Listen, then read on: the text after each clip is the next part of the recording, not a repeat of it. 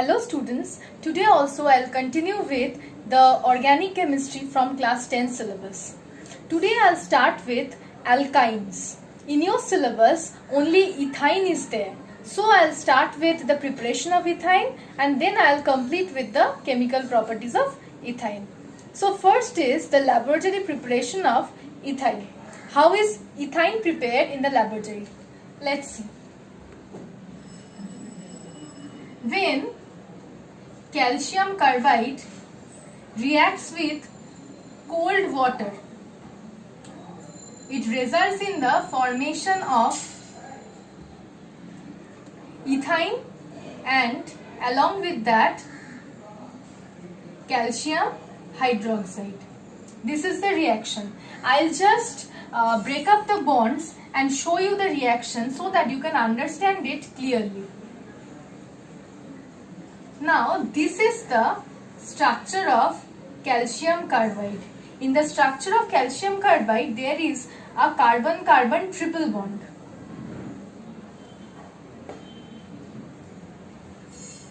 I have written the water molecule in this way. Hydrogen and OH, H and OH. There are two water molecules. When the reaction will occur, when the reaction will occur, we'll directly get these two products.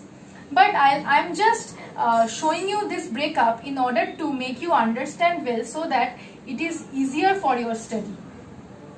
What happens is that the bond of these two carbons with the calcium breaks and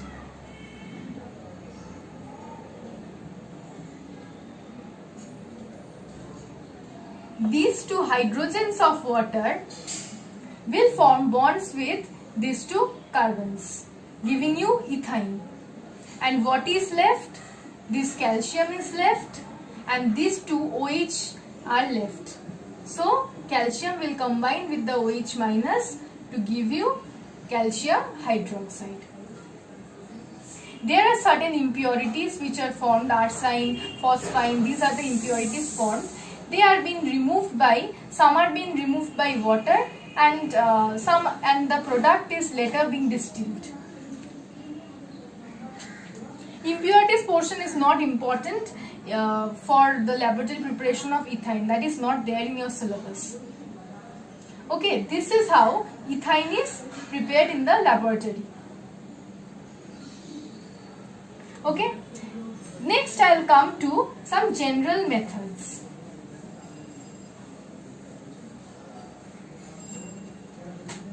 Among the general methods, one of it is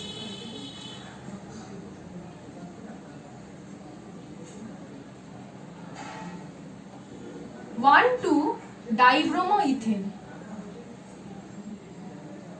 This is 1,2-dibromoethane. I will write this like this so that it is easier for you to understand.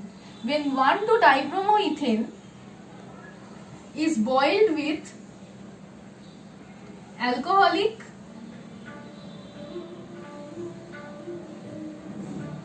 KOH, then also we will get ethyne as the product.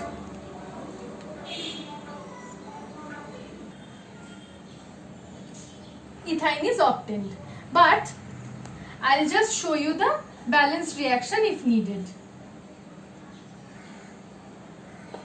1,2-dibromoethane will react with alcoholic KOH.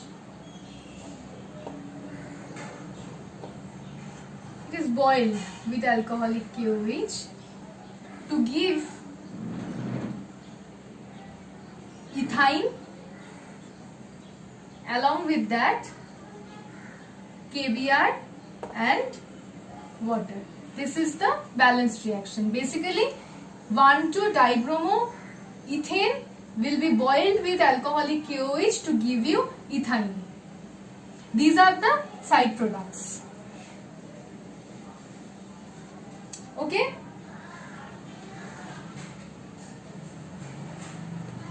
byproducts KBr and water. Okay, next I'll come to the other general method.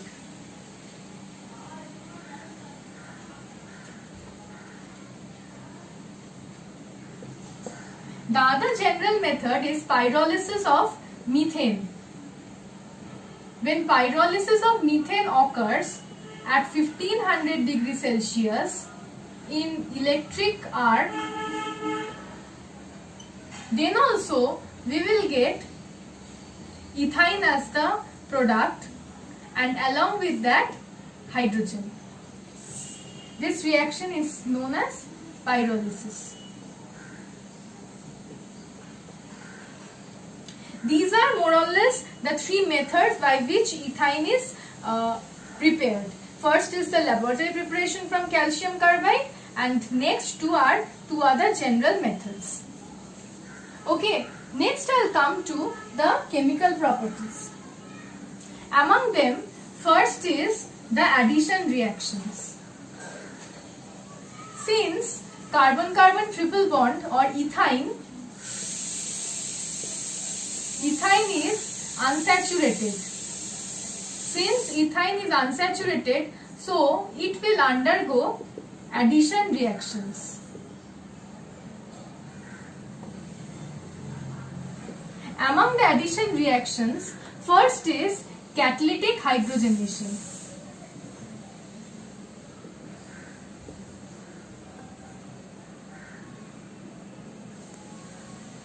Now what happens here? Ethane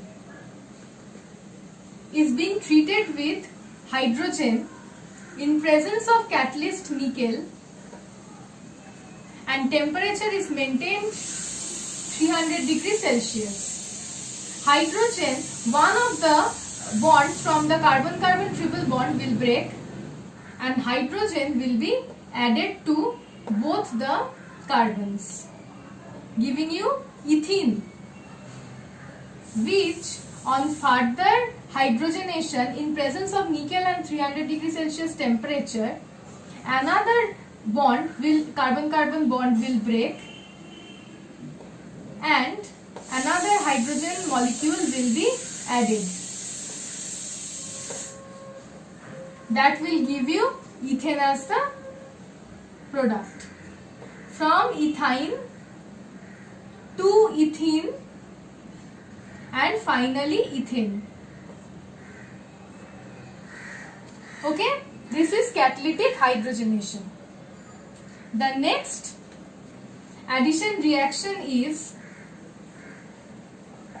halogenation.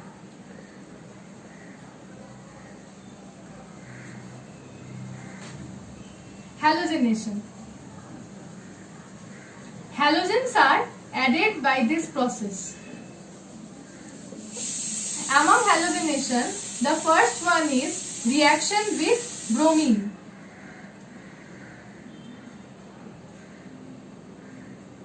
Ethane is kept in the solvent CCl4, carbon tetrachloride. Carbon tetrachloride is an inert solvent. A solution of ethane in carbon tetrachloride is kept and chlorine gas is passed. One of the carbon-carbon bonds will break and chlorine will be added. Okay.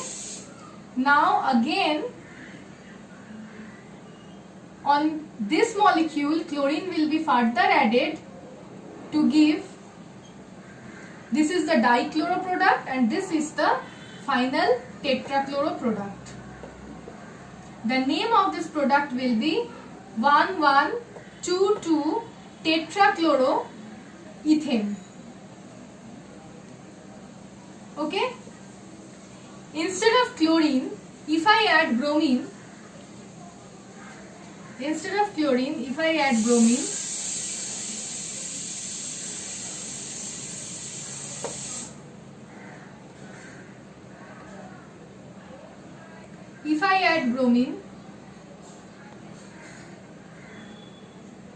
then dibromo product, and here finally we will get the tetrabromo product, 1122 tetrabromo ethane. Now this is a test for unsaturation. This test takes place for ethene also and for ethyne also, but not for ethane. What happens in this test is that the reddish brown color of bromine or the brown color of bromine is discharged as soon as bromine is passed over ethyne. This is a test for unsaturation.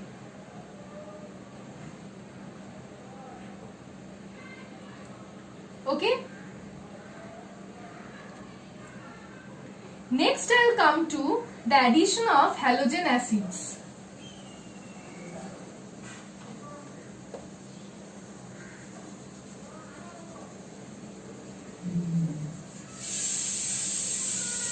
The addition of halogen acids.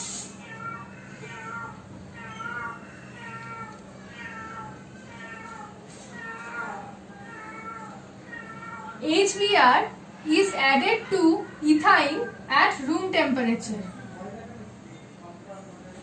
Ethyne is reacted with HBr at room temperature.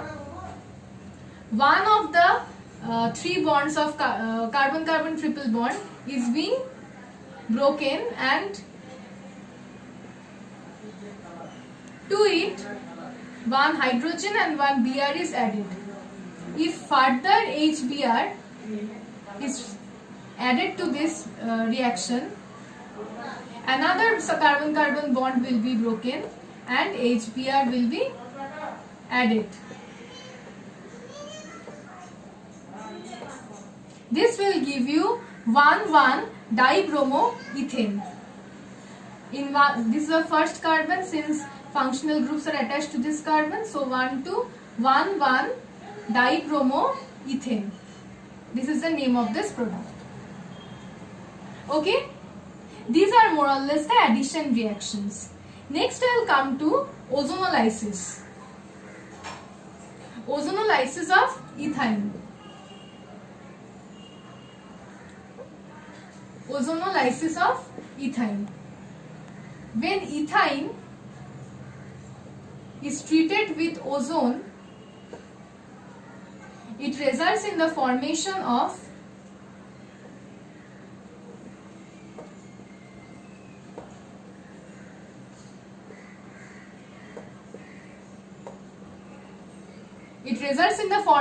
acetylene ozonide. Acetylene ozonide. Okay, ethyne is also known as acetylene. Another name of ethyne is acetylene. This molecule is known as ozonide, acetylene ozonide. Okay. The next reaction is with dilute alkaline KMnO4. When ethyne reacts with dilute alkaline KMnO4, this reagent is known as Bayer's reagent.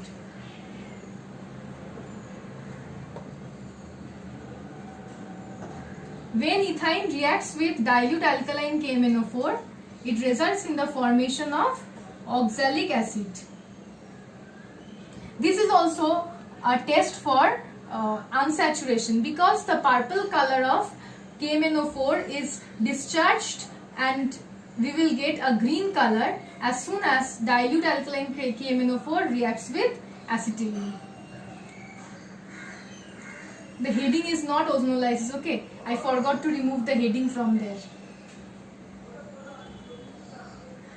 This is the reaction of ethyne with Bayer's reagent.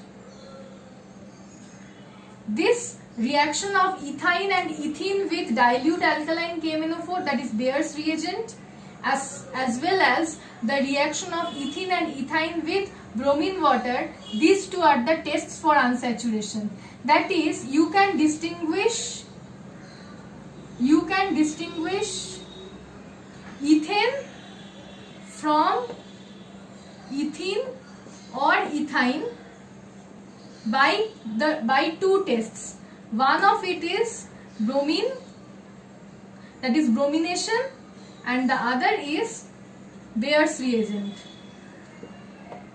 These two reactions are the tests for unsaturation, where you can differentiate ethane from ethene and ethyne.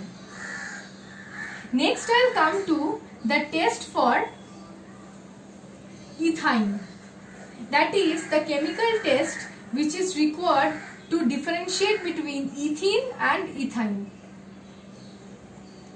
This is an important chemical test.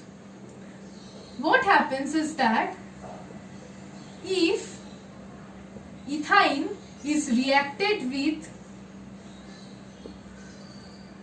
ammoniacal cuprous chloride, this total solution is known as ammoniacal cuprous chloride. If ethyne is reacted with ammoniacal cuprous chloride, then we will get a red precipitate of copper acetylide. Copper acetylide. Along with that, we will get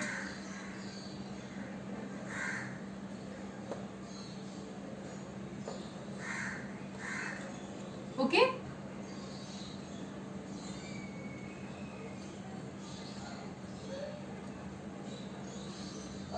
Okay. So this is the red precipitate of copper acetylide. Another is that if ethyne reacts with ammoniacal silver nitrate solution, then also we will get silver acetylide, and silver acetylide is a white precipitate. Along with that, we will get ammonium nitrate, which is present in the solution only itself. Okay. These two are the chemical tests to distinguish ethyne from ethene. Okay, these are important tests. This is more or less about the chemical tests of ethyne. Okay, I'll complete this organic chemistry chapter by two other videos. Okay, thank you.